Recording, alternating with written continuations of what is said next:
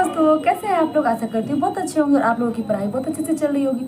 मैं आज आप लोगों से बात करने वाली हूँ टास्क के बारे में। जो अभी टास्क 3 जो चलाया जा रहा है, यानी कि मैं आपसे बात करने वाली हूँ कि जो टॉपिक मैं की थी वो टॉपिक के बारे में मैं आपको बताने वाली हूँ कि कौन कौन सा टॉपिक करके मेरे 90+ मार्क्स आए थे। अगर आप ये सारा टॉपिक कवर करते हैं तो आपके भी 90+ से ज़्यादा भी मार्क्स आ सकते हैं। तो मैं एक कॉपी ली थी, उसमें मैं सारा कुछ लिख ली थी कि कौन कौन मैं प्रीवियस ईयर क्वेश्चन देखी थी और उससे मैं सारा कहाँ से क्वेश्चन आता है उसको भी मैं TRE 1, 2, 3 का एनालिसिस की हूँ और उसके थ्रू मैं सारा टॉपिक को लिख ली हूँ एक कॉपी में। और सारा लिखने के बाद मैं आपको टास्क के बेसिस पे लुसेंट, क्राउन, घटनाचक्र और NCERT का पूरा आपको करवाऊंगी। लुसेंट, क्राउन, घटनाचक्र और NCERT में आपसे पूरा एग्जाम, जब तक वैकेंसी आएगी, एग्जाम आने तक मैं आपसे सारा कुछ का क्या करवाऊंगी, मैं आपको रिवीजन करवाऊंगी और आपको मैं जितना टॉपिक मैं की थी वो टॉपिक मैं आपको बताऊंगी ताकि आपका भी अच्छा से अच्छा मार्क्स आ पाए और TRE 4.0 में आपका एक सीट हो पाए। अगर आप ये सारा टॉपिक करते हैं तो इससे आपको बहुत ज़्यादा फायदा होगा। और आज है डे 3, हमारे टास्क सीरीज का आज डे 3 है, जो कि 1 और 2 आपसे मुझे पूरा उम्मीद है कि आपने 1 और 2 दोनों कंप्लीट किया होगा। तो आज है डे 3 और तीसरा दिन है आज हमारे टास्क का। तो आज क्या क्या टास्क आपको पूरा करना है ये मैं आपको बताऊंगी। और अभी मैं लुसेंट और क्राउन बुक से टास्क को पूरा करवा रही हूँ। लुसेंट, क्राउन कंप्लीट होने के बाद मैं आपसे घटना चक्र करवाऊंगी और वो कंप्लीट होने के बाद मैं आपको NCERT करवाऊंगी।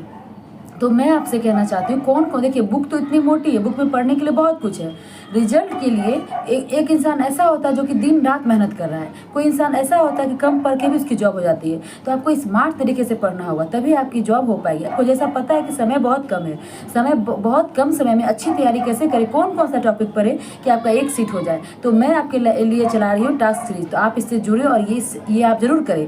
मैं कहना चाहती हूँ कि अगर आपकी जो पढ़ाई है उसे आप कंटिन्यू रखें। आप जो ऑनलाइन क्लास कर रहे हैं, ऑफलाइन क्लास कर रहे हैं, चाहे आप कोई भी पढ़ाई कर रहे हैं उसे कंटिन्यू रखें। और ये जो टास्क सीरीज है इसको बस आपको 1 घंटा देना है। और ये मैं अभी सोशल साइंस के लिए चला रही हूँ, क्लास 6 to 8, 9, 10 के लिए, ठीक है। तो ये मैं हिस्ट्री, पॉलिटी, ज्योग्राफी, इकोनॉमिक्स चारों सब्जेक्ट के लिए मैं फिलहाल मैं अभी हिस्ट्री, पॉलिटी और ज्योग्राफी के लिए मैं चला रही हूँ। तो आप इससे जुड़े, आपको बहुत ज़्यादा फायदा होगा। आप एक बार करके देखिए, अगर आप करते हैं तो आपको देखेंगे कि आपका टेस्ट में नंबर अच्छा से अच्छा आ रहा है, नंबर आपका बढ़ जा रहा है, क्वेश्चन पे आपका पकड़ होगा।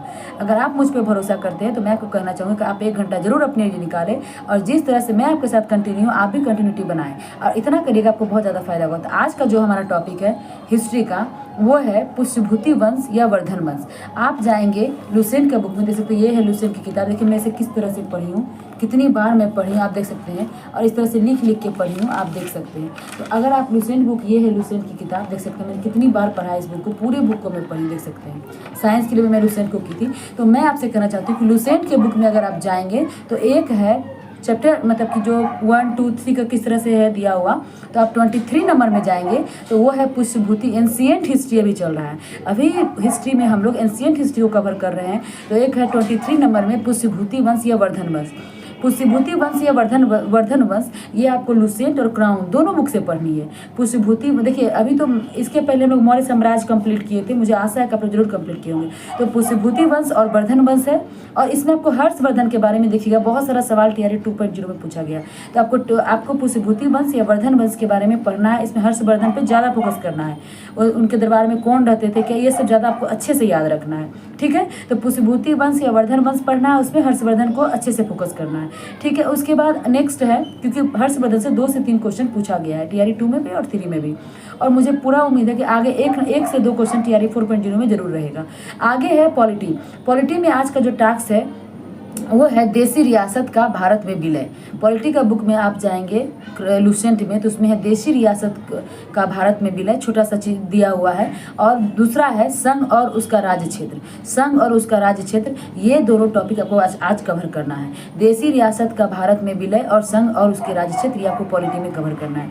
अगर आप इतना करते हैं तो आपको इससे बहुत ज़्यादा फायदा होगा। उसके बाद मैं ज्योग्राफी की बात कर लूँ, ज्योग्राफी का बात अगर मैं आगे कर लूँ तो ज्योग्राफी में जो आज का टास्क है आपका वो है भारत की नदियाँ। भारत की नदियों जो है, नदी का मुहाना कहाँ है, नदी का उद्गम कहाँ है, आपको खासकर सिंधु, गंगा और ब्रह्मपुत्र, ये सारी नदियों पे आपको अच्छे से फोकस करना है। उसका उद्गम कहाँ है, कहाँ से निकलती है नदी, कहाँ से मिलती है, उसकी सहायक नदियाँ कौन सी है, तो जो जो हाईलाइट है ये सब आपको अच्छे से पढ़ना है। जैसे कोसी नदी हो गई, ये बिहार की हमारी नदियाँ हैं। तो मैं यही कहना चाहूँगी दोस्तों, आप इतना करें। और जैसे जैसे हम देखिए, अब टास्क देने का है, जब हम पढ़ने बैठते हैं तो लगता है कि सारा बुक को एक दिन में कवर कर, लेकिन ऐसा हो नहीं पाता है। तो थोड़ा थोड़ा ही करें, लेकिन उसको 100% करें। और ये याद करने का तरीका है, आप उसको कम से कम 2 बार रिवीजन करेंगे।